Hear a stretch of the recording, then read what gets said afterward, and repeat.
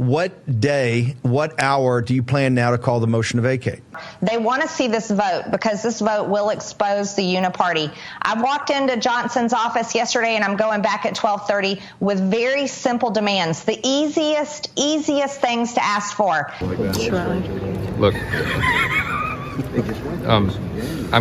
we're gonna process these ideas just like we do all ideas and all input from members, and this is not a negotiation. I'm doing my job. The feud between Republican Speaker Mike Johnson and MAGA cultist Marjorie Taylor Greene is still technically in progress, but as of today, the dynamics appear to have fundamentally changed, with an increasingly desperate Greene trying to impose some sort of leverage on Johnson, and an increasingly confident Johnson expressing disdain for Greene publicly, and it's glorious to behold. But before we unpack all that, if you end up liking this video and you want to support the channel, please be sure to hit the like, subscribe, and alert bell before you go. I'd greatly appreciate it. All right, friends, we have several good clips to look at here. Again, this is the latest installment, the latest theater of the ongoing MAGA civil war, which we've seen basically since January 2023, when they took the majority in the House of Representatives. And it's been a colossal failure, objectively speaking, the least productive iteration of Congress since the Great Depression, and perhaps by the end of it, since the Civil War, all due to the dysfunction and chaos and stupidity within the Republican Party. And as you know, Mike Johnson's the Speaker of the House. He has a razor-thin majority that he has to try to corral. And Marjorie Taylor Greene is fed up with Mike Johnson and has threatened to trigger the motion to vacate. But Democrats recently came to Mike Johnson's rescue and say that they will vote to kill it effectively. So today, an increasingly desperate Greene tried to meet with Mike Johnson twice to, again, impose her will on him, and it doesn't seem to have gone well. So we're going to play some clips, starting with this one of Greene, listing some of her demands for Mike Johnson. Also asking for no more special counsels. Look, you guys, we saw Robert Mueller and the Russia collusion witch hunt. These are political. We're watching what Jack Smith has done. The FBI tampered with evidence and made this look completely fake with the documents. And now Jack Smith has lied in court. This is political, and the Department of Justice should never serve as the campaign arm of Joe Biden's administration and his campaign. This is wrong. President Trump is our presidential candidate. He is being abused, and the American people are fed up with it. It is absolutely the right thing to do to end the special counsel. These requests are not complicated, and also demanding that we have a 1%. So again, we're going to play some more clips here, but this is Marjorie Taylor Greene. She had two meetings earlier today with Mike Johnson, and one of her demands was that Mike Johnson effectively defund the executive branch's special prosecutors, the two federal cases led by Jack Smith against Donald Trump. I don't see how they could possibly do that in the next 6 months because the federal budget's already been agreed to for the next 6 months. So they would have to try to do it, I believe, in September. And there doesn't seem to be much of an appetite for it. They would need, a majority of Republicans to back that effort. They weren't able to get it done last time. And of course, even if you do that, that's just one chamber of one branch of Congress. You'd have to get it through the Senate. That won't happen. And it would be 30 days before the election. So it could cost Republicans disastrously if they're seen as playing games with the budget 30 days before the election. Now, Mike Johnson was asked about these meetings with Marjorie Taylor Greene afterwards. And again, note the disdain and the increasing confidence Mike Johnson has about his position that he didn't have 2 months ago. She doesn't have much. I'm paraphrasing here. She wants to hear an answer soon or something like that. Sure. Look, we're gonna process these ideas just like we do all ideas and all input from members, and this is not a negotiation. I'm doing my job, and part of the job is taking suggestions and thoughtful ideas from members, and that's what we're doing here. How are you going to handle the census thing, the census bill? You think you're going to? It's not a negotiation. He says, note the eye roll, note and he's exchanging laughs with reporters. He is laughing with Beltway Washington media, right, which is supposedly the enemy of Republicans. And they're both exchanging laughs about Marjorie Taylor Greene, the eye roll, the confidence. This isn't a negotiation. This is just effectively a suggestion box. Again, open contempt for Marjorie Taylor Greene, whom he used to describe as a friend. So it's very obvious that at this point, Mike Johnson is filled with confidence that he used to not have, and he is He is no longer playing nice with Greene. Greene then went on Steve Bannon's War Room podcast, Steve Bannon being a prominent advisor to Donald Trump, potentially the next future chief of staff if Donald Trump becomes president again, which would be, again, disastrous for the country. And they both hate Mike Johnson. And this, again, note the increasing desperation from Marjorie Taylor Greene. And Steve Bannon asks, okay, well, listen, these demands are probably not going to work. Mike Johnson probably won't make it happen. For obvious reasons. Again, the math doesn't add up. And so Bannon asks Marjorie Taylor Greene a really good question. What day, what hour do you plan now to call the motion to vacate? Well, Steve, you're nailing the subject to the wall, and this is what War Room and this is what people all over the country are screaming for. They want to see this vote because this vote will expose the uniparty. I walked into Johnson's office yesterday, and I'm going back at 12:30 with very simple demands, the easiest things to ask for.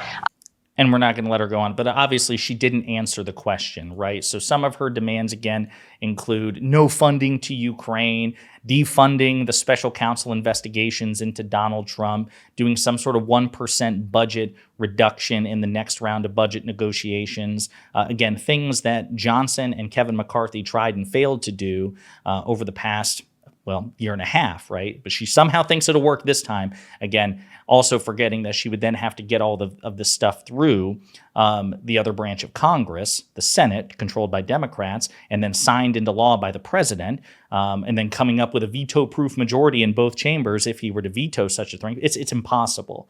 And again, it would be 30 days before the election. So if you pull some of these stunts and try to defund the government 30 days before the election, it may prove even more disastrous for Republicans. So I don't know, politically as a Democrat, this might be a good idea.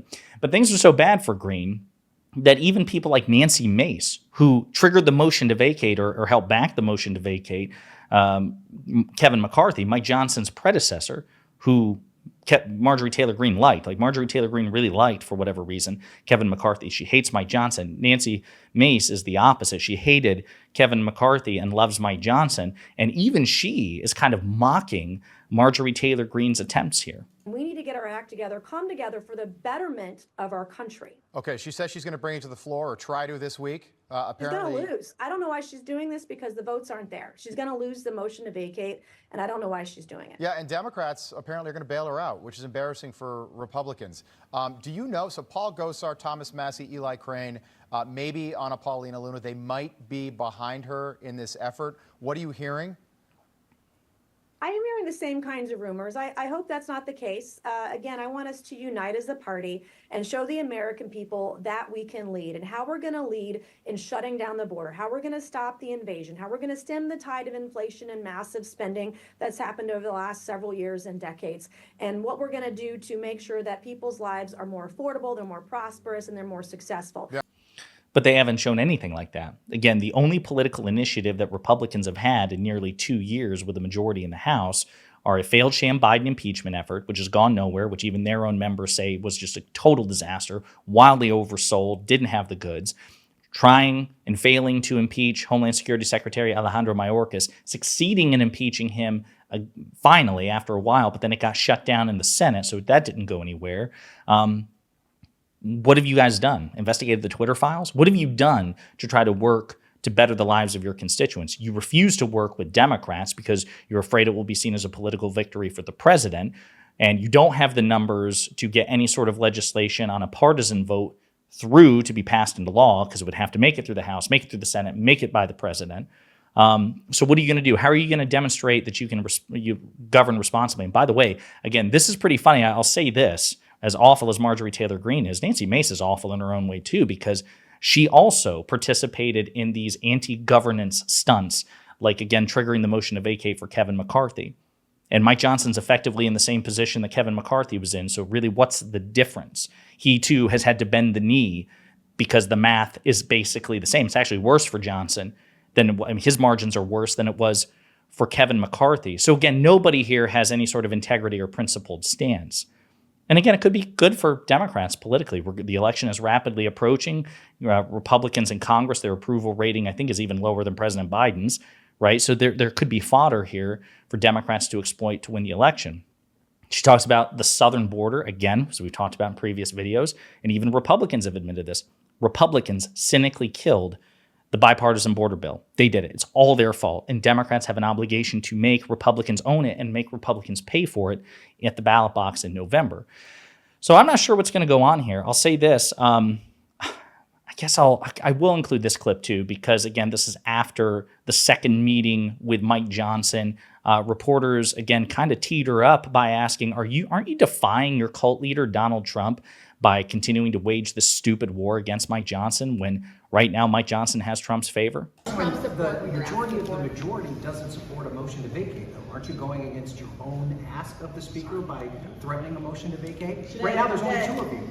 That's not true. There's 3 of us that have co-sponsored, and there's a lot more that do support it. But that's not the majority of the majority. So you're saying that what you're asked, what you're requesting with the speaker, have you talked to him about these requests? I talk to President Trump frequently. The one thing I don't do, unlike other people, is make our conversations public. We have a great relationship, and I'm not going to fall into the trap of constantly asking me questions about what President Trump says to me and then what he says to Johnson. I will tell you, though, that I support President Trump and I fight for him every single day. Again, it's just 2 cultists fighting over the approval of their dear leader. And right now, Johnson is just more useful to Trump in that respect. So again, I'm not entirely sure what Marjorie Taylor Greene is doing. She's probably trying to save face somehow. The whole thing seems to be imploding. I know, again, Democrats have said that they will back Mike Johnson if Marjorie Taylor Greene attempts to pull this stunt. My hope is that if they do this, it's because they will have extracted meaningful concessions from Johnson rather than just as a reward to Mike Johnson for 6 months after the fact, making certain concessions with respect to foreign aid and the budget, right? That's not, doing his job is not, award worthy, right? Or reward worthy for that matter, certainly from the opposition. So hopefully if Hakeem Jeffries, the Democratic leader, is committing to protect Johnson, it's because Johnson has agreed to certain meaningful concessions behind the scenes. I'm just hoping we don't set the precedent like, hey, if you engage in a hyper-partisan way, Republicans, if you act really crazy and then in 6 months you kind of do your job somewhat in a half-assed fashion, we will protect your job. I'm hoping that's not the precedent we're establishing. But who knows? This motion to vacate may never come to pass in the first place. That might be why Marjorie Taylor Greene is so visibly desperate here. Let me know what you think in the comments.